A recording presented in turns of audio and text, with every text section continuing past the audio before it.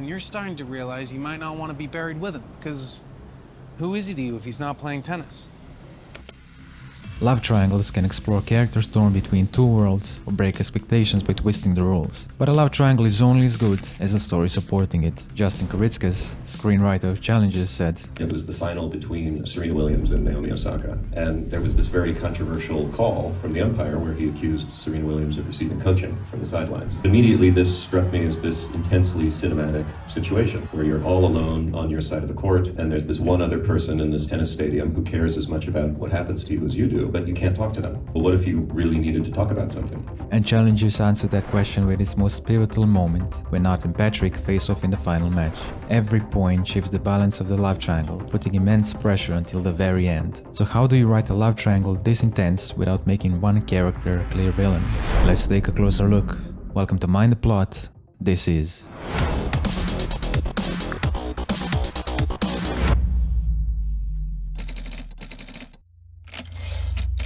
Roz Morris, an author and writing coach, wrote, "Much delicious conflict can begin if the interloping lover already has a close connection with the other member of the couple. However, most stories don't even deliver true triangles. They focus on two separate dynamics centered around one person. That's where Challenger stands out. If you watch the story chronologically, before Tashi even enters the picture, the strongest connection in the triangle belongs to Art and Patrick.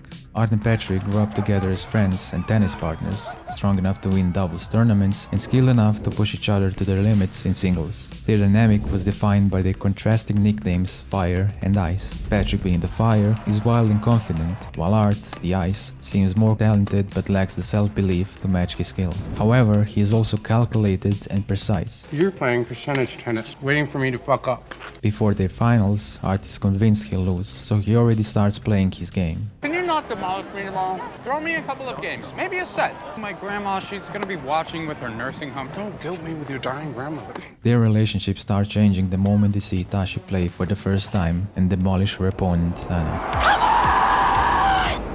In the earliest version of the Challenger screenplay, posted on Film Colossus, during this scene it's revealed that Tashi's game has all the control and discipline of Art's and all the vile improvisation of raw athleticism of Patrick's, Fire and Ice, in one player. So when Tashi shows up, she isn't just the embodiment of their ideal traits, she's also the perfect reflection of what they lack. But Tashi, tennis isn't just a game. You don't know what tennis is. What is it? It's a relationship. Is that what you and Anna Mila had today? For about 15 seconds there, we were actually playing tennis, and we understood each other completely. So did everyone watching. It was like we were in love. We went somewhere really beautiful together. Tennis isn't Tashi's passion, it's her obsession. However, they are not just attracted to her skill and beauty, but her intelligence too. In another cutscene mentioned in the old screenplay, Tashi sizes them up perfectly. She knows Art has the potential to surpass Patrick because of his discipline, but Patrick will likely crash and burn from his recklessness and immaturity. Are you on Facebook? What? He's asking for your number, and so am I. She rejects, Okay, well, I'm not a homewrecker. but they still end up inviting her to their hotel room. Come hang out with us later. Good night. In their minds, she's so far above them that they don't think she'll actually show up. Until she actually does. Hi. Hey. The match officially starts.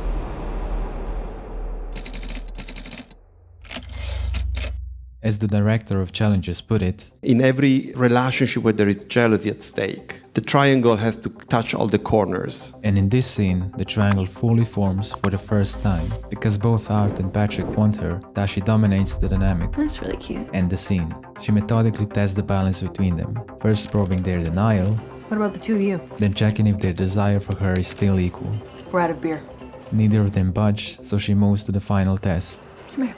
In this moment, the love triangle is fully completed, with strong connections between all corners. But when she gets the two of them to kiss, they seem to enjoy it, and that's enough for her.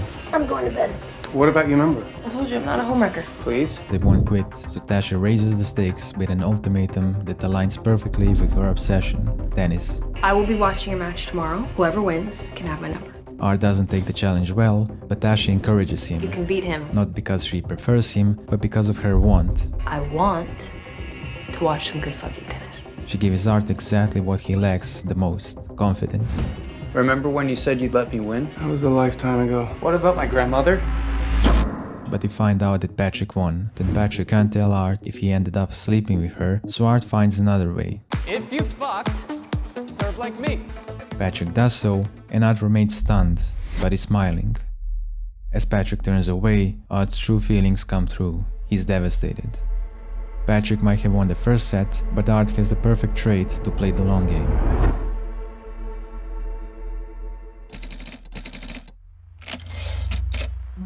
Art's want is clear. It's Tashi, even though she's dating his best friend. Art's every move is strategic. First, he plants the seed of doubt in Tashi's mind.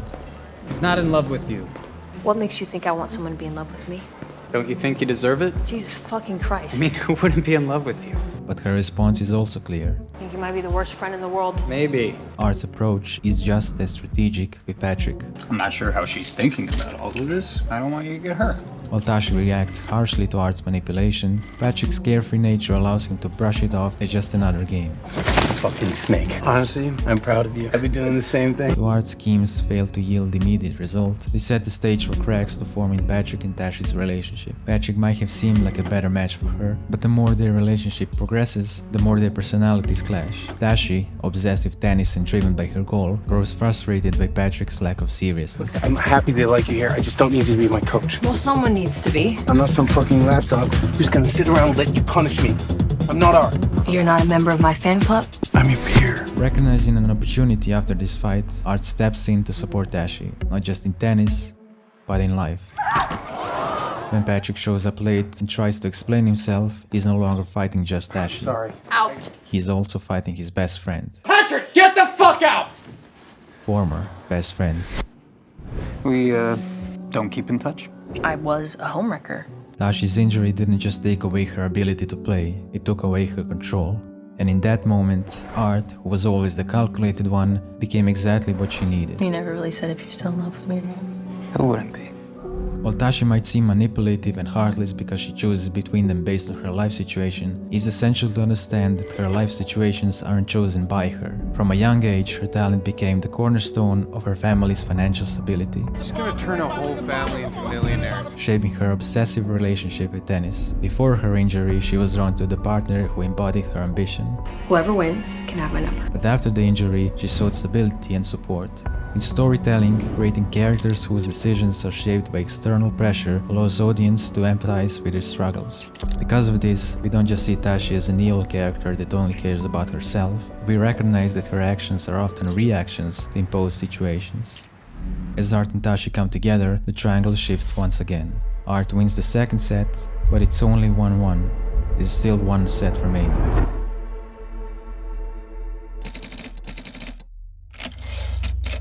Years later, Art's tennis success is built on Tashi's coaching, and her injury, he uses her misfortune to pull her to his side, even tying her down with his dead grandmother's ring. It's his grandmother's. He hasn't changed at all, but Tashi's life changed significantly. His success isn't really hers, and when she hears a familiar name on TV, We have Anna Mueller, absolutely incredible. There just hasn't been really anyone who can give her much of a challenge. the player she once dominated, it reminds her of everything she lost. So when Patrick shows up, he's not just an escape. He's a reminder of the ambition and fire she's been missing. Unlike many love triangle stories that rely on clear villains that everyone knows is never going to win the triangle, challengers present deeply flawed characters. Art manipulates Tashi and traps her in a marriage built on guilt. Patrick sleeps with Tashi while she's married, and Tashi's decisions break Art and Patrick apart. The story lets them exist as messy, complicated humans, but none of them are the outright villain.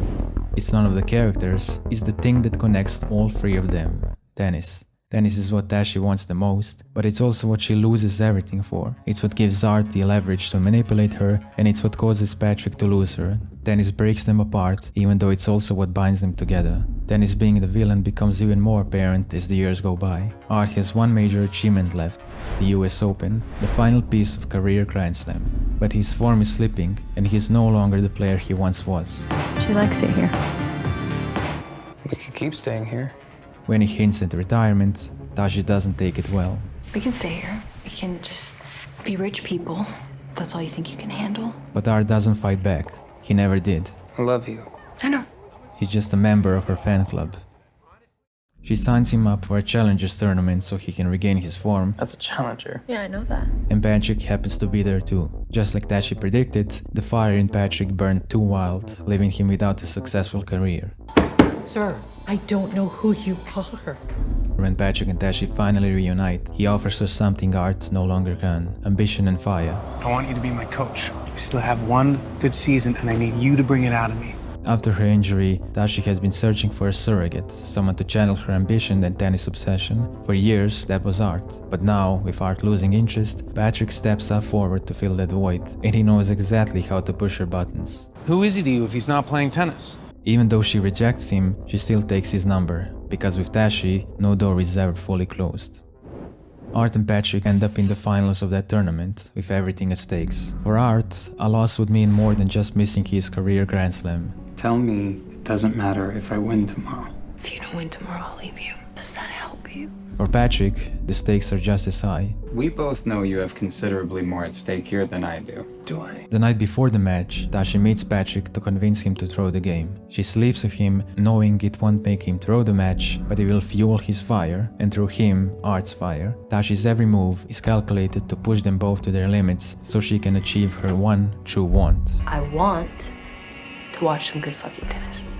She kisses Patrick next to his car, reminding us of her first similar kiss with Art. These constant mirror images connect their past to the present, giving a love triangle a kind of energy that pushes it forward while pulling from its history, and the final match between Art and Patrick will show exactly that.